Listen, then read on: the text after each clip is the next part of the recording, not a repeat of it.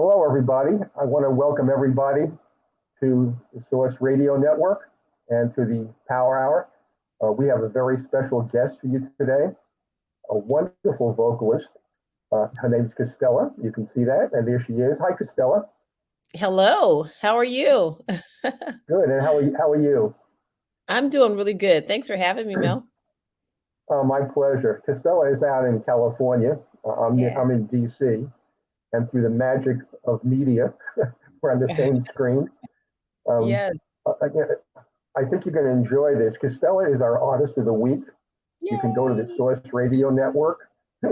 That's Source, SORC, radio.com, and look under Artist of the Week. And when you click on Castella's album cover, you'll hear one of her tracks. Um, and you'll enjoy it. And we're also going to be featuring Castella's music all week long uh, Oh, in the rotation on Source. So you can listen to all of her music. And you can also hit the link and go ahead and download and buy her music from the various providers. So, it always helps, to monetize an artist, especially if you're enjoying the music. And her music is really wonderful. So, yeah. um, I just want everybody to know that Castella is not only the featured artist, but she'll be on the Power Hour too. But she's also been featured in the UK on Morth FM radio. She's in the top 10 on Morth. And I also have just found out that she's in the top 10 new jazz and R&B on the BBC. Oh, So, uh, so Castella is doing well, and everyone is loving her music. So, yeah. without any further ado, let's just find out more about Castella. So, Oh, tell me, I have a number of questions for you. The first one is, boy. who is Castella? Tell your fans and tell listeners something about you that kind of drives how you think about music, how you think about yourself, and how you think about your fans. What's important to know about you? Well, what's important to know about me is that I just love all kinds of music. I'm kind of a hodgepodge of a lifetime of listening to all kinds of music, from gospel to R&B to what they call yacht rock now. Just a whole bunch of different kinds of music that I've listened to over my lifetime.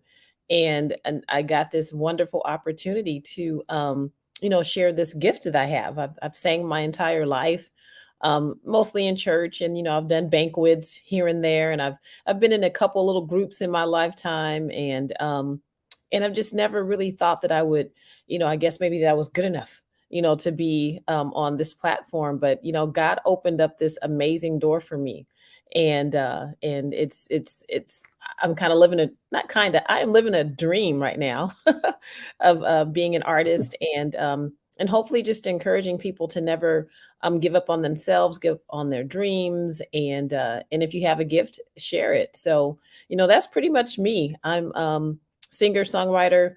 Uh, I didn't realize I had all this stuff going on, but I met someone who saw something special in me and kind of pushed me out there. So uh, that's me, really, in a nutshell. I'm just really still wild and pinching myself sometimes. What's going on in my life? You know, it's wonderful to have natural talent because to be a vocalist, if you don't have talent, there's a problem. But Yeah. um, but there's something else. Um, you when I go back and I think about what it takes, I managed vocalists and bands for 12 years. Um, and, when I really look at the kind of work it takes, everybody thinks you just get up there and sing, you know? That's what people think, you No. know? But, when I look back at, the Beatles spent years in Hamburg, Germany, where they actually sang, and this is incredible. They actually sang Hmm. in front of audiences and inside this place in Hamburg 8 hours a day. They Oh, performed every day, 7 days a week. They put in 10,000 hours in Hamburg before they ever had a single out there. So, it wasn't like they magically just were able to sing and write music. Hmm. It takes dedication and a lot of work, and that's the hidden dimension of being a successful artist. And most people don't see it. They think the same thing of actors. Well, they just get up there and act. it, it just takes it's rehearsing. It's always thinking about your music. Also being with the right people who can Hmm. help your career. And it's a business, and it's not talent is great, but talent isn't always going to get it done. You just need those hours, dedication, and the right people around you. And it Hmm. seems like you're on the right track, and you're very fortunate. Your first release was only a couple of years ago, am I right? Correct. Yes. It was my And first release was in 2020. So yeah, that was a couple years ago now. Yeah. Yeah. what was that first release? My first release was called No Ordinary Love. No Yeah, that was Ordinary Love. yes, my first radio release, and it was, a song, an original tune that I wrote. Um, and I guess a lot of people thought it was a cover of a Sade song, but it was nope. It's original, and so yeah, that was my first song that I took to radio. My first EP was called "Thinking About You," and I released that in August of 2019. So yeah, it's Yeah, pretty, yeah, yeah. pretty You know, wide. It's like I got on a roller coaster, and we're still kind of we're still rolling right now. you so far you've had an amazing beginning to your career. I said you put together a really good team. We'll talk about that in a little while. That's really important for other artists to understand. You know, and figuring out how to monetize a music career these days Mhm. isn't so easy. It used to be you find a record label, end of conversation. Right. And that was it. And it doesn't work that way anymore. It is a business, and it requires attention, by the artist also. But let me go back to something that you Mhm. kind of just said. You mentioned Sade. Who were some of Mhm. the musical influences in your life that you really value when you think about writing music or performing? Let's see. I would say I love Sarah Vaughan. Uh, I don't think I've ever said this before, but one of the first records that I bought that wasn't a gospel record was Renee and Angela. Um, I think one of the records on there was "You Don't Have to Cry Alone." So Angela Wimbush, I love her. Mickey Howard, Regina Bell, um, anybody gospel, Tremaine Hawkins, Vanessa Bell Armstrong, even Mahalia Jackson, and Yeah, Shirley great. Caesar. I love Daryl Coley. I love Luther Vandross, Karen Carpenter, the Carpenters, both of them. Um, yeah, it's Earth, Wind, and Fire, Switch, Steely Dan, Christopher Cross. Want me to keep going? No. It, America. it, it, it All, sounds like yeah, it sounds like you never met a genre you didn't like. exactly. Exactly. I do love some country too. And there's I think there's a group called, I think Deadpool, I think. There's a song it's called Bodies. And it's a total rock song. It's Let the Bodies Hit the Floor. Anyway, I love it. Lenny Kravitz. I mean, it's just I'm all over the place. It But sounds that's that way. But what's interesting though is how you bring these together when you write songs and yeah. you produce the music too. And we'll talk about your partnerships with some key people. Mhm. When you're in the studio and putting this all together. But just tell me a little bit more about your childhood and when did you have your aha moment when you said I can do this?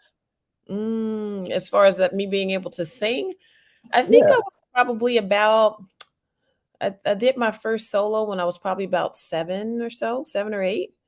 And I think it might have my brothers may have had the might have had the moment because they were like, kind of teasing me a little bit. And they're like, when I started to sing, they're like, "Oh, she actually can sing." And so, yeah, so we had probably about 7 or so. I let my first song, and then we had a youth choir, and I would, we'd have these annual concerts, and if you were one of the singers that could sing, you would get a song during the concert. So I would always get a song, And it's just I've always been given that opportunity to sing. So probably about 7 or so, I was like, I guess I can sing, you know. Yeah, I was Nice. like, in. It, and, and when you first realized you can sing, where did you first perform? Was it in church? Yes, yes. Hmm. Okay, good, good. Okay, so let's talk about between that childhood and 2019. Um, what were you doing all those years? I've always sang. So even though I worked a full-time job. I ended up as an HR director for a local government. So I was an executive. I had made it to the top of where I could be in my career. So I did that. I'm a mom, I'm a wife. I have 3 kids, or we have 3 kids. And they're all grown-ups. And so, I was a parent, raising children, having a career. I always sang though, of course. I would do banquets, weddings, funerals, anything. I would never ask people to pay me, but I would always be there. If they wanted someone to sing, I would go and sing. And so I always did that. And but it wasn't until I was doing a session. This is another one of those things. I have a friend named Dr. Gabriel Crenshaw, who was a writer, and he would always, you know, call upon me to help him sing as one of his backup singers. And I would always call him every now and again and say, "Hey, don't forget your gift. Don't forget your gift." And so he finally got this opportunity to go record a couple of songs in studio, and then we were so excited. I was really excited, and so I went in and I recorded with him, and that's where I met Daryl Swan. But just backing up a little bit, I've been in choirs. I've been in like really big community choirs too, where there was a big workshop where songwriters would come in and share their music, and we would sing. And I met a really cool person there who pulled me in, and I was in a group with him. And he would write songs in like 9-part harmony. Each person in the group had a part. So his name was Nathan Young, and we had a group. And so I've been in a ton of things, but I think just the reality of life is that there's so many people can sing. It's like, I mean, I know so many amazing singers. And I guess I just was like, this I'm just me, and so I just went ahead and did college and everything. But like I said, fast forward to 2000, actually 18, um is when I met Daryl Swan, who I guess I can say I can credit him with discovering me, or poking the bear, if you will. Like, have you ever done this, or have you ever done that? And of course, I'd never thought about recording an EP, or even really paying attention to the songs that I've written or anything in my head. So it's been a crazy journey, but that's kind of how I got there. Always, You always. know, one of the things that you're talking about, I said this earlier. Of course, you need to have talent. There's no question about it. But the fact that you met Daryl Swan, and a lot of things that happen sometimes are vicarious. It's not planned. It just happens, and these doors open, and you have to be ready to go through those doors. And you did backup singing. You were a background singer, Mhm. and then you come up front and you're the lead vocalist. And that's another thing. People don't realize the challenges of moving from the back to the front. Mhm. When you're in the background, it's get to the chorus, don't bore us. Also been a choir director too, so I've been in those positions Oh, where good. people learn their songs, the different parts and everything. So I've done some of everything, and Yeah. when I reflect on it, it's like, well, a lot of what I've done was preparing me maybe for this moment in my life. It took me a while, and I guess it just took someone to really, push me, and then I guess really believe in myself, because Daryl has produced for some amazing voices. I mean, he talks about being an engineer with the Whispers, and when Oh, Macy great, graduated, great group. Stone and just a bunch of people. And he never really, talks about this stuff because he's so modest and humble and everything. Did And you say did you say Macy Gray? I did, yes. Mhm. I've known Macy for years. Yeah, She, yeah. So you he, know, yeah, he was she's on that. He helped with the song "I Try." I guess he was a uh, producer on that song. Yeah, you know, yeah. what I love about Macy, and I can say the same thing about you. It's song selection. You know, Mm-hmm. she of course she does originals, but she does covers, and when she chooses a song, she makes it her own. Yeah, Mm-hmm. there's few people, and she's not recognized for that kind of talent that she has, because she can take a song and it's better than the original. You know, Mm-hmm. she's really amazing. So anyway, so okay, so we're talking here about the fact you were a music director, you background singer, backup vocalist, and a lead vocalist.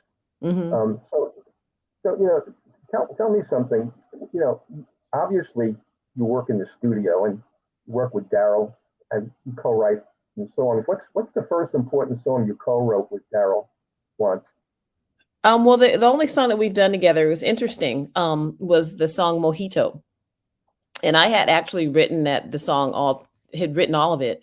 But when we were actually recording it that in the studio that particular day, there was a portion of the song that I was just gonna let the music play. And he's like, "Are you gonna put anything there?" And I was like, "No, I'm just gonna let it vibe out, and I'll come back in." And he's like, "Well, indulge me." And I'm like, "Okay, I'll indulge you." And then he just kind of then he kind of wrote the part of the song that goes lovin', lovin', lovin', lovin', lovin', going, going, going, going, going, bopping, bopping, bopping, my head bopping. So that part of the song is what he wrote. And but it's and then also just um the he had me and a friend of mine named Charlotte Pope. She was in studio with me that day and she's an amazing singer. And he said, "You guys go and you go do some ad libbing here and you do this." And he did like this vocal collage that is kind of flowing throughout the song. And so, he didn't ask me for writing credit, but I felt like, it's you did so much to there was just studio magic is what I called it, to make the song just an amazing song. That the track itself was probably was the first one I kind of wrote to. The track was produced by Corey Stampley, and when I first heard the track, I was doing something else with him, and he put the song on. I think he was bouncing another song we had been working on, and he put that beat on, and I'm like, "What is that?" It was one of those beats. I'm like, "Oh my goodness, I'm feeling this." And so I decided I had written I went through my phone. I said, I have to have some words here. I have to, because I've been really doing a lot of writing. And I went through my phone and I was swiping through, and then I stopped on some words I had written on my mother's birthday at the Cheesecake Factory. And Corey and I were in his living room, and I was like, okay, listening to the beat, and I was like, sitting in this place with a smile on my face. And it just kind of it flowed. Knowing you are in my spirit makes my world dance. And I'm like, oh my goodness. And so there was a song. And so I was just, of course you had to refine things and everything, but that was how that song came together. And so it's just just pieces, of how it came together. It's kind of crazy. It's kind of cool too. Yeah, yeah, that's the other thing too. A lot of songs are really emergent. They're not fully written and scripted when you get into the studio, and Mhm. that's where the magic happens. Yeah, And that then was. once you record the song, Mhm. to make it right for radio or for popular consumption, you need a final mix. And the Mhm. person that does the final mix usually is not the studio engineer that actually created the music. Typically, it's somebody else, who has just a lot of expertise in commercializing. I don't mean it in a negative way, but cleaning up the music so it airs properly when people listen to it. Whether they stream it or listen to it on radio. Mhm. So there's so much in the process of creating music. Again, That's that Daryl. you I know, mean, Daryl does that. He does my mixing, my mastering. He records me. He knows how to, I guess, get what he needs out of me to create that soup, I guess. he kind of describes it as, you get all these pieces together, and Yeah. you're making this you're making this thing, and so he gets all the pieces together, and he's able to, do some magic with what we do, and he's amazing. He's amazing. Yeah. Well, correct me if I'm wrong, but he's won multiple Grammys, hasn't he? I don't know if multiple, but I know he has one. Well, I mean, he I could. think he's been nominated. I think he's been nominated several times. Yeah, like I said, he hasn't told me about it. Yeah. It's just, Yeah. I see it, and I Well, was like, I was talking to him the other day. I said when I first met him, I Googled him, and then I found I said, I guess I was being really, really weird, but I found a podcast that he had been on, and he was talking about demos, and how things have changed in the world of producing records, because everybody has high end gear, where a demo, you can't just give somebody crap anymore, because there's tools now that people can use, where you need to give people a quality product, if even if it is what you may consider a demo. And but in that conversation, he was talking about when he finds an artist, and he went through all of these questions that he would ask and everything. And I didn't really know him, and he did this interview like the year before. And so when I was listening to it, I was like, oh my god, he asked me all those questions, so he thought I was an artist. It was just he saw oh, me that's as great. something special, so it was really funny. But yeah, he's amazing. We just actually just were in the studio the other day. We recorded a Christmas single, my Christmas single that I just finished, and original song. And it's just he really helps me to put my ideas together, and come up with a really good song. So Well, hopefully this will be good. well, I've listened to quite a bit of your music. Mhm. This is one. This is your record cover Ah, from your yes. newest song, and people can see this on Source Radio at sourceradio.com. And this is we have, when you click on this beautiful picture, Mhm. what it'll play is "So Into You." Mhm. And why don't you tell us about that song, and how you came to record it? Wow, so into you is funny. I was talking to my radio promoter, and we were chatting about, the fact that every all of my songs were original, and he's like, well, maybe it'd be a good time for, Castella to do a cover of something. And I'm like, okay, well, let me go and figure something out. And so I had originally chosen a song by the Isley Brothers called "I Just Had Your Lovin' and I Can't Let Go." I think it is. Just had your Hmm. lovin', baby, and I can't let go. So I was going to do that, and lo and behold, I was sitting on my computer one night, and I saw that song kind of scroll across, and Lettucey had covered it a couple years ago. And so I Yes. said, oh goodness, I can't do that song. She just did it. And so I was grateful. I was like, thank you, Lord. He's always looking out for me. That I didn't, invest a whole lot of money into that song, and then it would have flopped, because she just did it. But I wanted a song that was kind of sexy, and kind of hip. And I really, like I said, I do love that genre of music. The 70s classic bands. And I've always just really liked that song. And so I sent it to my producer, Jeff Kennedy, and I said, so what do you think? He had never heard of the group, the Atlanta Rhythm Section, and never heard the song. And I was like, so what do you want to do? Do you want to kind of do something different? And he's like, no, you just take it from the female perspective, and and they put their thing on it. They're from Detroit, amazing musicians, and of course, once they finished the track, they sent it to me, and I was working a temporary job up in Northern California. So I had this 7-hour drive. And so I literally listened to that track the whole 7 hours, coming up with my ideas of how and what I wanted to do with the track. So it was just, it's just one of those songs that I've listened to all my life, and I just chose it. And another ironic thing about that song is when I told Jason Goroff, who is my radio promoter, that was a song I chose, he was like, "Oh my goodness, my dad promoted that song back in 1977." So Wow. it was kind of a cool deal for him to get the song again by just randomly by his artist, that he was promoting as well. So it was they were very excited about it. Yeah, to get it full Well, circle. you know, Mhm. I really love the way you did that song, and I was playing it for a friend of mine who was Uh-huh. an incredible sax player, Hmm. um, and and you know, he started to listen, and about a third of it through, he said, Uh-huh. "Yeah, it's really good." And I said, "No, no, listen longer." And the reason is, in the middle of that song, you really open up, Hmm. and you know, it sounds to me like you can scale at least two octaves. You know, because that's the way it sounded to me. That you have great range in your voice, Oh, and right in the middle of that song, it just opens up, and it's you know, it's really an interesting version, thank you know, of you. the original.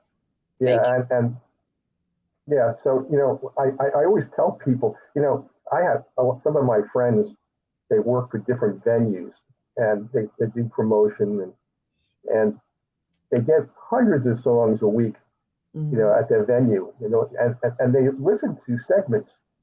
When I send them a song and I want them to listen to an artist, I'll have to identify which parts of the song I really want them to listen to, because they're listening to so much music, they just kind of skim the songs. They don't really listen.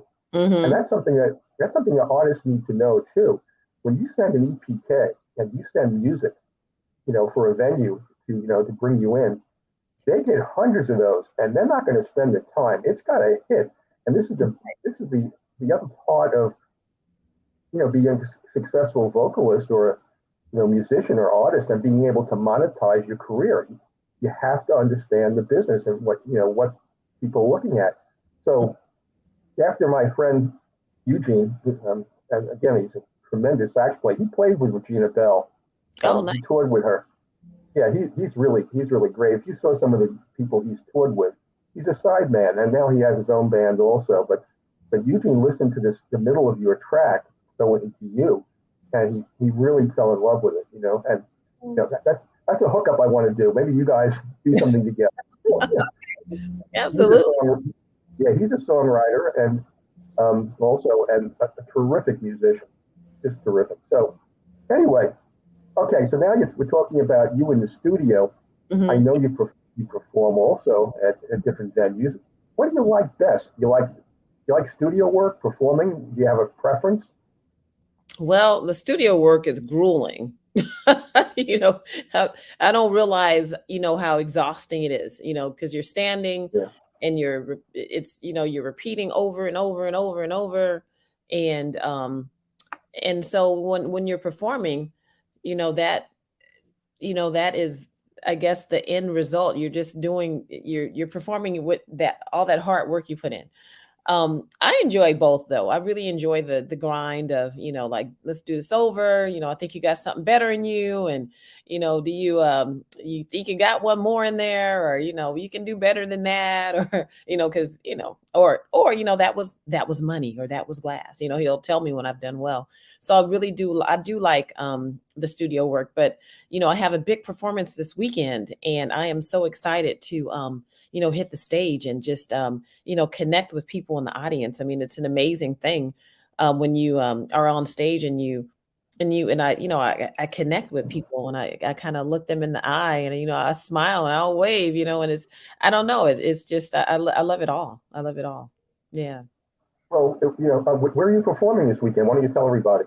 Oh my goodness. I am promoting my very own first show. Castella Music presents Castella and Friends. I am hosting my show at this club called the Stand Up Comedy Club in Bellflower, California. And it's going to be a special night with me and a few of my friends. I have my live band. I have a host who is a comedian. Then I have another friend who is a poet. She's going to do some spoken word. I'll have my live music. I have a trumpet player who's going to come and play. Her name is Tatiana Tate. She plays with Jazz and Pink.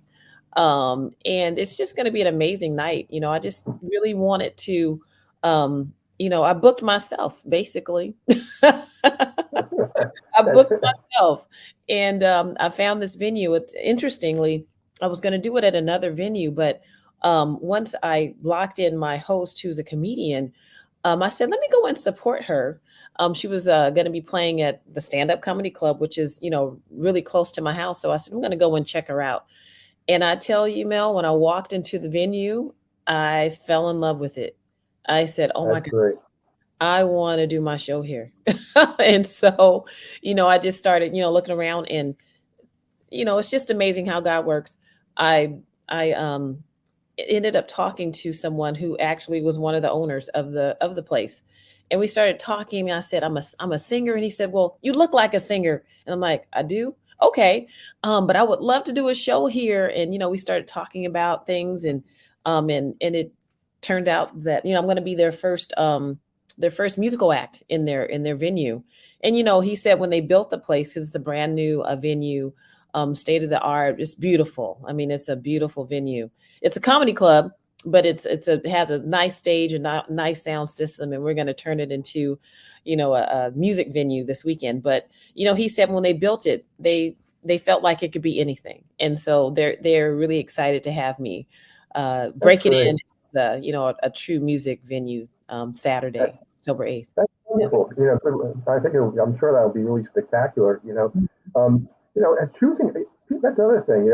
People don't realize that the venue can make the artist better when Mhm. they perform. Phyllis Hyman, who's one of the people you mentioned as one of the influences in your life. Mhm. Phyllis used to Yeah. play at Blues Alley down in Washington D.C., right near where I live, Oh, wow. and she performed there 6 times. It's a small, intimate place, and Mhm. she could be herself.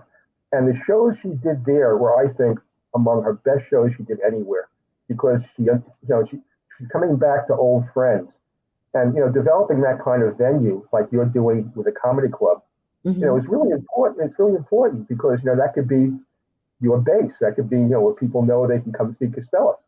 Yeah, You know, they actually mentioned that too. They're like, "This can be your residency." And I'm like, "Okay, yeah, yeah, let's do it." yeah. And I'm thinking of, with that being my residency, I will change up who my friends are. And hopefully maybe bring in some people that can't get booked in other places and come in and play with me. So, Sounds great. Uh, yeah. tell me something about your songwriting. We've been talking about your Mhm. music quite a bit, obviously. How do you write a song? Do you get just a groove in your head, or do you think about lyrics, or how does it come together when you start to think about? Is it the same process all the time? How do you do it? No, it really isn't. It really depends. I get a lot of my good ideas in the shower.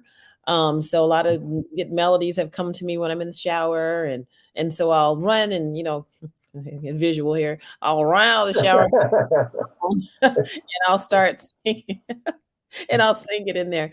Because literally, if I don't go and get the phone and record that right away, that it's gone. It's lost, really. So I mean, so I'll get the melody sometimes, and I'll just be singing some words, and then sometimes I'll just be thinking and just write something down that really isn't melodic or anything. It's just me being a writer, um, and then sometimes I'll get a melody, and sometimes I'll get just words, and sometimes I'll get a full on song all at one time. And so it's just crazy how it happens. I mean, it's just there's no one way that a song comes to me. And another funny example of a song that I wrote is, and it's not recorded, but it's at my church. We had this time in church where we would go and hug one another, and kind of congregate before, during the service, and they would always have trouble with the song, and they're like, and they knew I was writing, and they're like, "Can you write a song, write a welcome song?" And I'm like, "Okay, I'll write one." And the song hit me while I was at work in a fiduciary meeting with our people that handle the retirement funds and such for the employees, and I'm sitting there with this song in my head, and I'm like, "Oh my goodness." So I wrote the words down, and I'm just the whole time I'm like, they probably thought I was crazy, but I was just kind of keeping the melody in my head so I wouldn't lose it. And as soon as the meeting was over, I ran outside and I recorded it. And I sent it over to my, my friend who's a musician at my church, and he put some, put piano to it. Pastor heard it, and he's like, "Okay, cool. I want you guys to do it Sunday." So I'm like, Okay. "Oh," and so I would say that song is a song a hit I sang more than anything I've recorded, because we sang it every Sunday, for weeks up until the pandemic ended everything. So yeah, it was so songs just come, they come how they come. Yeah. It's interesting too. Something about you too. You really do have an old school vibe in Oh, your music, and thank which I think is so important. To maintain those links. Because there's so much great music that came before, and it doesn't mean you have to repeat it, but it means you can't ignore it too. So, and a lot of radio today has become urban, and a lot of the genres, blues, jazz, it's hard to find on radio stations. And you. and you have that kind of vibe in your repertoire, of the music you do. I was talking to someone, I was talking to Cheryl Crow not long ago, and she was telling me she's one of the people, and Neil Young's another one. They are really they're really writing quite a bit about how music has changed in terms of how it's even composed. Mhm. That a lot of the music now is being composed by algorithm with teams of engineers. It's not even songwriter musicians anymore. Mhm.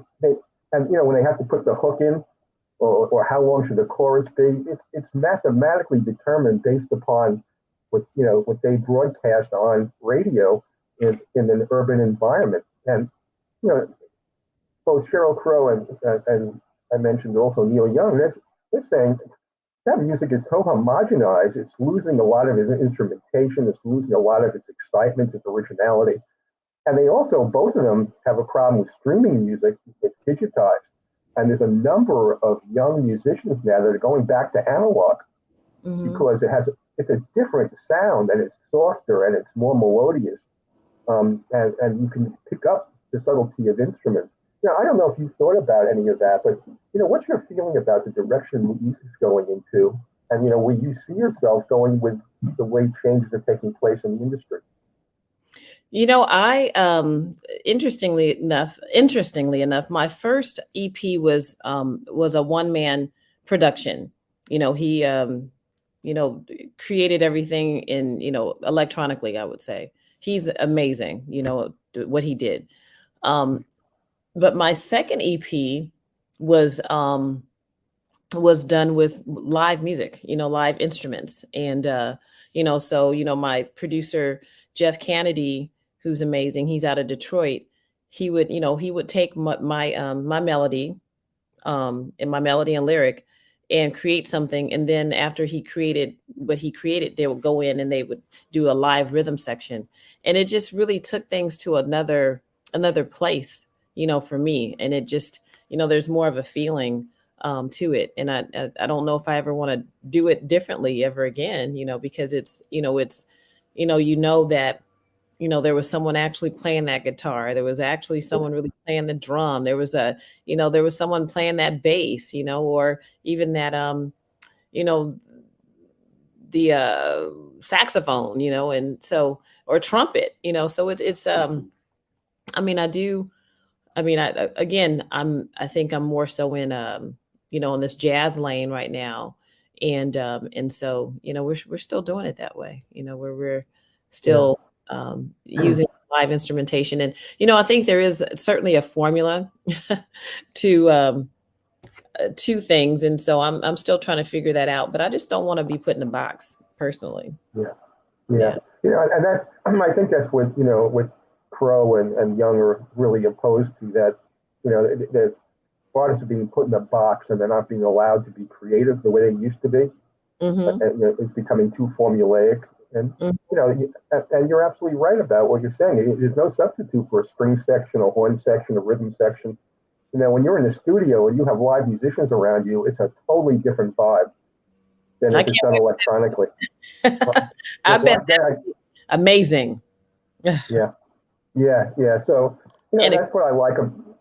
That's what I like about your music. Is because you know it sounds like real music. It's a real advantage over mm, what a lot of music that's being played out there. oh, So, thank you. um, so let me bring. I just somehow here we are. I somehow lost you for a second.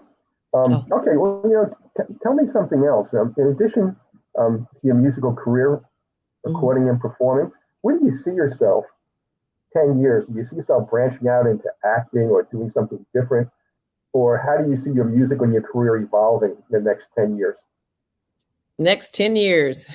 Yeah, You know, wow. I don't know. I mean, I definitely want to continue to write. I mean, I would love to branch out into other areas to where, I don't have to go get a job, a real again. I haven't worked a real job in like 3 years, and so now I'm like, I don't know if I could do it. I mean, sitting in my office for, 10 hours a day, I don't know if I'm wired that way anymore.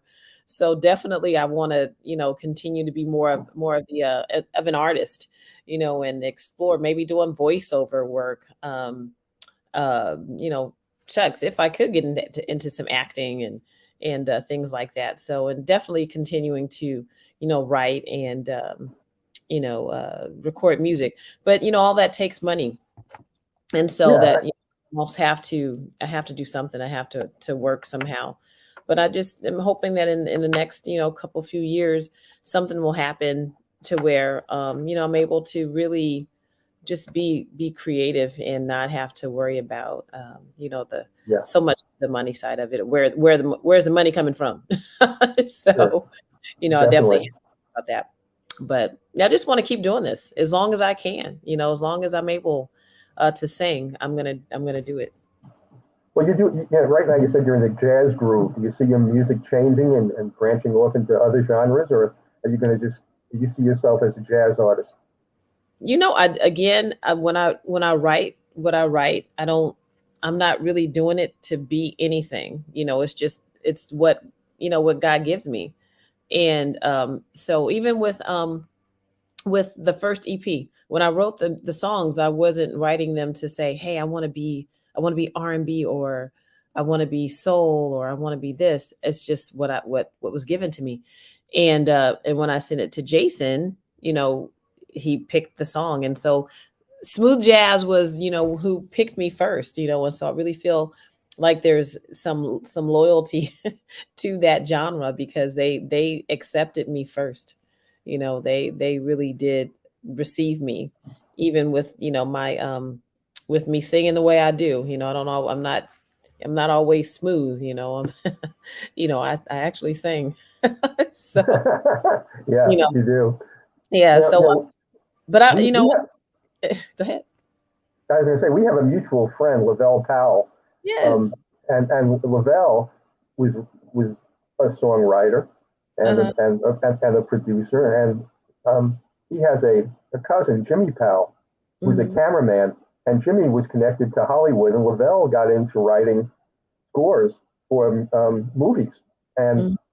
suddenly that career has taken off for him, and he's under contract to write a number of scores for a number of movies, It's amazing. coming out in 2023. And there's a movie out right now where he's written this score, and it's been distributed worldwide. So I guess my reason for mentioning it is, here's your opportunity to get into Hollywood. Go go talk to Lavelle and Jimmy. Oh, man. Oh, They have those. Lavelle, if you're listening. Yeah. Right. Well, let me ask you another kind of a question. You talked about the influences of musicians in your life and vocalists. Who would you like to collaborate with? If you could collaborate with any one person on the planet, who would you like to collaborate with and do either an EP or a song or an album? Any one person. Any one person, yeah. Only Or one? what? Or a group. It could be a group, but only one. Pick one. Oh, this is hard. This is too hard. Well, it's a toss up between Jonathan Butler and Jeffrey Osborne, Okay, or Charlie two Wilson. great choices. Yeah, Great yeah. choices. Yeah, Yeah. yeah. I've always loved Jonathan Butler. So let's say this: Jonathan Butler, I would love to do a gospel song with Jonathan Butler. I've always Sure. loved him. And Jeffrey Osborne, I think, the power in his voice. I think me and him could really do something good together. And then Charlie Wilson is just cool. So Definitely. yeah, so Definitely. I'll do something with those guys. And again, they're all old school for me. I mean, They, I really they would, are. and yeah, I would love to do something with them. Hmm. They are. You know who I could see you doing something with too? Sam Smith. Oh, really? Well, Yeah, that. I think yep, I think you do, because you have just the dynamics in it, he's very soft and you have a lot of power. And I think, and the kind of music you both do, and he does the same thing. He does smooth jazz and soul, and what? My daughter loves him. She actually saw him in concert in London, and I actually was in London when she was at the concert. So if I got to do something with him, she would love that. Yeah, he's yeah, but you've named some really amazing artists, So, well, why don't you tell everybody about your newest EP that's out there, your newest music, and you know how it came about. Okay, well, my latest EP, or my current EP, is I released it in January of this year. And it's called "Let Me Love You," the EP, because I released, some of the songs were released before the EP. "Let Me Love You," I released that in 20 September of 2020, and and I put out in the universe when I released it that "Let Me Love You" EP is going to follow, and so I had the songs already in place that I was going to do, but someone recommended to me at the time that you should probably consider doing a Christmas single, because Christmas songs are evergreen, they come back every year. And I said, okay. So I put the EP on the back burner, and I did a little song called Sleigh Ride, which is my absolute favorite. If you haven't heard it, you got to listen to it. So anyway, I digress. Yeah, Um, that's okay. um, it's part of the story. But then I did a song called "So Glad I Met You," and actually, I recorded "My Funny Valentine" before I Right. did "So Glad I Met You." So I had finished "My Funny Valentine" in early 2021, like Marchish. I guess I had finished recording that one. It's done, mastered, finished, done. And then I did "So Glad I Met You," released that one. It did really good. Did a remix of it. And then I decided to do "So Into You." And I kind of was like, well, it's been a minute. Should I still do the EP? And Daryl was like, "Yes, you should. It's a great, it's a great body of work. You definitely should." And so we put it all together. I also wrote a jingle for a friend of mine. It's called the Central Standard Time Show Groove. I wrote that for his show, and so I put that on the EP as well. And so it was just a culmination, really, of all of the work that Jeff Kennedy and I did together.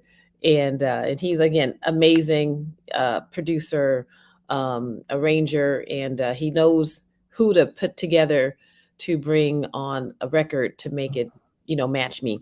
And so that's my EP. I have those songs on there. And I kind of was thinking that maybe I shouldn't, because 2020 seemed like it was a long time ago. But when I think about the steps, I was working on the EP the whole time. And so yeah, that's it. It's the songs have done really well. "Let Me Love You" charted. "So Glad I Met You," it charted as well, that and the remix. And "So Into You," it's done really well. And "My Funny Valentine," the last single release from the EP, is making its waves right now. And I'm just so happy that people are digging that song, because I wasn't going to release it, but I like to go with my gut. and my gut and my spirit said, release it as a single. It needs to have its own life. And so, and it's breathing. It's Yeah, doing its thing. yeah, So that's it. My EP is We Love You, the EP. And I just felt good to really finish it and see it. It's like, wow, you did it. You did it. You yeah. have EP, you accomplished the goal. And it's just I'm really proud of it. I'm really proud of the work that we did. Again, Daryl Swan was my producer on that one, and Jeff Kennedy, and we yeah, it's great. So go and get it. It's out. And again, just to give a little kudos to my team here, my Castella music team. My daughter takes all of these pictures of me, like the picture you have here. My daughter took that picture. She's taken all the pictures of all of my album covers. She knows how to capture me looking, pretty amazing. Yeah, and their photographs are great. They really Yeah, are. she knows all Yeah. of her mama's angles. And then my son, I have two sons, or we have two sons. He does the graphic pieces of, putting all the graphics on this picture and approving the pictures that we decide that we want to use. Sometimes, I mean, I took a selfie and I'm like, I want this to be my album cover. And he's like, no, no. And then I have another son who is my videographer who does all of my video work. And, Wow, that's great. the two videos that I have out, he shot them. His sister helps out too. She does, the pictures and different things too. She does everything. But yeah, that's my little team. My kids, they help me out a lot. So That's really great. It's good. It's nice to hear that you got your family involved in your music also. yeah. One of the things which I know that you've been kind of modest about. You've been already named newcomer of the year, artist of the year, and Mhm. you had a lot of accolades. Your music is played in Canada, in the UK, all over Europe. Yeah. Um, and, yeah, and now that we've been playing some of your music on Source, I've been looking at the breakdown of number of the people that have been listening to your music. They're coming out of a lot in Japan. You have a lot of Japanese fans, Oh wow. yeah, who are plugging into your music. So Wow. you're really achieving global status. Because you're getting groups of people from different countries who are really learning about you and your music. So Wow. it's really wonderful. Wow. What? It's So wonderful. I know how that feels. Why don't you tell us also the name Castella? Where did that come from? Oh, I just love that. Oh my goodness. So Castella. So my name is Kathy. My name is Kathy Rebecca. And so I'm named after my grandmothers, Kathleen and Rebecca. And so I would go back to Alabama every summer to visit my grandmother, Kathleen, and they would call her Miss Castella. And so she didn't go by Kathleen or Kathy or anything. It was Miss Castella. People would come by and want to see Miss Castella, Miss Castella, Miss Castella. And so, when I was looking at, and again, I'm named after her. And so when I was thinking about a stage name, because at the time I was still working as a HR director for local government, we would have our city council meetings. I don't know what I thought was going to happen, but I'm thinking, well, maybe I don't want people to know my name, or because they can just come to the city council meeting and I don't know. But anyway, I had a few names once I decided I was going to do this thing. It's like, so should I just use my name, Kathy Thompson, or should I be? And these are all stage names I gave to my friend at the time to give me some feedback. I'm like, should I be Kathy Thompson, or should I be just Kathy as a stage name, or Kathy? And then I said, or Castella. And he's like, yes, Castella, you know. And it's really, I pay homage or honor to my grandmother whenever I, get up Right. and sing. The ancestors are proud, and I hope I'm making the ancestors proud. And my grandmother, my family loves it, that my grandmother's nickname Castella is getting out there, Miss Castella. And growing up, and of course, way before I had even thought about singing or anything, my aunt Lily Mae, my auntie Lily Mae, would always say, "You know what? You remind me so much of Miss Castella. You are just like Miss Castella." She would always tell me I was a lot like my grandmother, and in the way that I love my children and my family, my husband, and just everything, that I embodied Miss Castella. And so I'm honored that my oldest aunt would say that I remind her of her mother. And so that's how Castella came about. It was like, I'm paying homage and honor to all of my family when I use this name that of someone that we all adored so much. Our grandmother, our mother is what we called her, a Miss Castella. So that's Well, that's well, and on top of the fact that it's an homage to your grandmother, and that's which is always nice to do. It does have a better ring than Kathy. it does. It really does. And the irony is that she couldn't sing, but Rebecca was the singer. My grandmother Rebecca was the singer. Oh, okay, that's cool. Yeah, So it's in the family too. So, yeah, well, yeah. look, I just put up a slide that I have to apologize for. I don't know what happened. I should have checked this. My Hmm. fault. It's Hmm. micro. It's much too small. Okay. So, can you tell people, can you tell them what, how to contact you, and, how to reach you on Facebook, and you just take us So, through it? yes. Well, my website is castellamusic.com. And honestly, if you go to my website, you can find all those links. But on Instagram, I'm Castella Music. On Twitter, Castella Music. On YouTube, Castella Music. And on Facebook, for my I guess my artist page, it's Miss Castella Music. So Terrific. search Castella Music. Even if you go on Google, if you type in Castella, you're going to get a cake. But if you type in music after that, Castella, you I did that. I got the cake. got the cake. Yeah, Yeah. I got the cake. Yeah. Mhm. Good too. You should So, try it. so, so it's Castella Music on almost every social Yeah. media channel, Mhm. and Mhm. it's Miss Castella on Facebook. Yeah, and also So, Castella. On my personal is Castella or Miss Castella Music on Facebook. and people can come to Source Radio and listen to Castella and download her music, and start to add it to your collection. So, um, look, I think you're an amazing artist. I think you're just, and what's interesting, the reason I really wanted to have you on the show, separate from the fact that I think you have major talent, or I wouldn't even have you here. But the other thing is, you've only been going at this for 2 years, and you're so successful already. Oh, And I think you have a amazing career ahead of you, and I oh, think people are going to hear big things from you. And no. I'm glad. I so appreciate you taking the time to be on the Power Hour on Source Network, and I hope to have you back again. I'm so glad I met you. we met That's through we another met one of my songs. Yes.